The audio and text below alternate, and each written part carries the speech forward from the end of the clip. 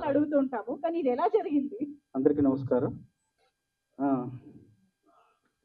అభిమానం అనేది ఆనందాన్ని ఇస్తుంది, కానీ అభిమానం అనేది ఆనంద బాష్పాన్ని కూడా ఇస్తుందని ఇప్పుడే అర్థమైంది.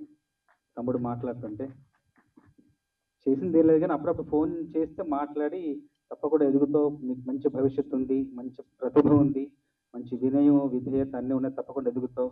నేను అదే దారిలో అదే మార్గంలో అదే నమ్ముకొని వచ్చాను, నువ్వు కూడా తప్పకుండా ఎదుగుతావు ఎప్పుడు ఆ శుభ ఆకాంక్షలు వ్యక్తం చేసేవాడిని. నేను ఇచ్చింది అదే, నేను చెప్పింది అదే.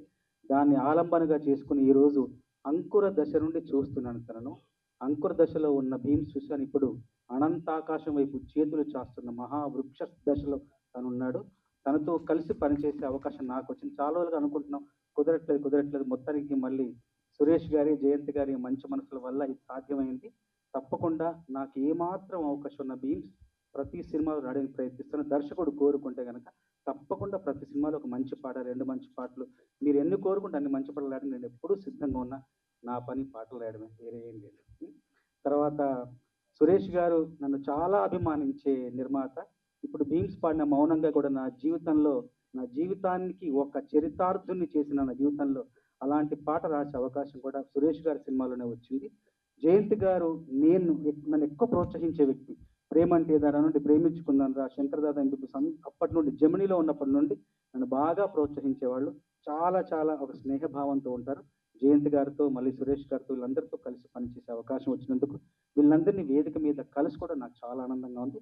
ఇక నా 31 ఏళ్ల సినిమా రంగ సాహిత్య ఈ ప్రయాణంలో, ప్రస్థానంలో అతి విచిత్రమైన విన్యాసం ఎదుర్కొన్నాను ఈ పాటకి.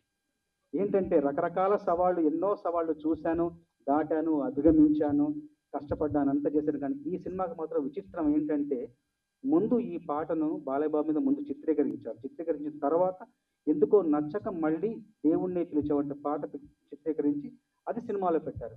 ఇప్పుడు ముందు చిత్రీకరించిన పాట అట్లాగే ఉండిపోయింది ఛానళ్ళలో. ఇప్పుడు కొత్తగా రిలీజ్ చేస్తున్నారు కాబట్టి ఆ పాటను పెడదామన్న ఆలోచన సురేష్ గారికి రావడంతో నన్ను చూడమన్నారు. ఇప్పుడు ఆ పాటకు సంబంధించిన ఆడియో లేదు, పాట లేదు, ట్యూన్ లేదు, సాహిత్యం లేదు, కేవలం విజువల్స్ ఉంటాయి. ఆ లిప్ మూమెంట్తో ఒక డ్యాన్స్ మూమెంట్ మాత్రమే ఉంటుంది. దాన్ని చూసి దాన్ని డీకోడ్ చేయాలి, క్రాక్ చేయాలి. నన్ను పిలిచారు ఆఫీస్కి. వెళ్ళగానే చూడగానే ముందు ఇది చాలా అసాధ్యం, ఇంకా క్లిష్టం, ఇంకా ఇది అవ్వదు అనుకున్నా. కానీ మళ్ళీ ఒకసారి ఆలోచించి చేద్దాం చేస్తే ఒక చరిత్రగా మనం చెప్పుకోవచ్చు, మిగిలిపోతుంది మన జీవితంలో, అత్యంత ఒక మధురమైన ఘటనగా మిగిలిపోతుందని ఆలోచించి ముందు చాలా జాగ్రత్తగా ఒక గంటన్నర అసలు తాళం ఏంటి, లయ ఏంటి, ఏ టెంపోలో ఉందని దాన్ని మాత్రమే డీకోడ్ చేసుకుంటూ వచ్చి ఈ టెంపోలో ఉంది, ఈ లయలో ఉంది, ఈ తాళంలో. తర్వాత మళ్ళీ ఒక రోజంతా కూర్చొని ఏం రాస్తే బాగుంటుందని చెప్పేసి సురేష్ గారి ఎగ్జిక్యూటివ్ ప్రొడ్యూసర్ మన వంశీ అని ఉన్నాడు. ఆ వంశీ గారితో కూర్చొని మేము ఇద్దరం డిస్కస్ చేస్తూ కార్లో వెళుతూ మ్యాన్షన్ హౌస్ని పట్టుకొస్తే బాగుంటుంది, బాలయ్య బాబు జీవితంలో ఇది చాలా ప్రచారం పొందింది కాబట్టి అని ఆలోచిస్తూ అప్పుడు కార్లో చెప్పాను, మంచినీళ్లు తాగినోడు మామూలుడు, మజ్జిగ తాగినోడు మంచోడు, మందేసినోడు ఘనుడు, మ్యాన్షన్ హౌస్ ఇసినోడు మహానుభావుడని కార్లో చెప్పి వెంటనే సురేష్ గారు చెప్పగానే చాలా బాగుంది, చాలా మంది ఇంకా ప్రొసీడ్ అవ్వండి అని చెప్పారు.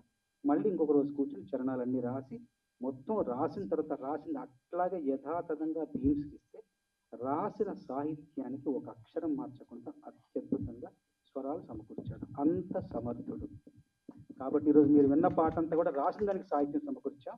అంత సందర్భ శుద్ధితో రాసిన పాట కాబట్టి అంతే అద్భుతంగా సంగీత శుద్ధి కూడా తనలో ఉంది. కాబట్టి ఇలా పాట అందంగా అందరి ఆదరణ పొందే విధంగా ఈ పాట రూపకల్పన జరిగింది. ఈ పాటను బాలయ్య బాబు అభిమానులకు అందరికీ అంకితం చేస్తున్నాం. Super sir. చాలా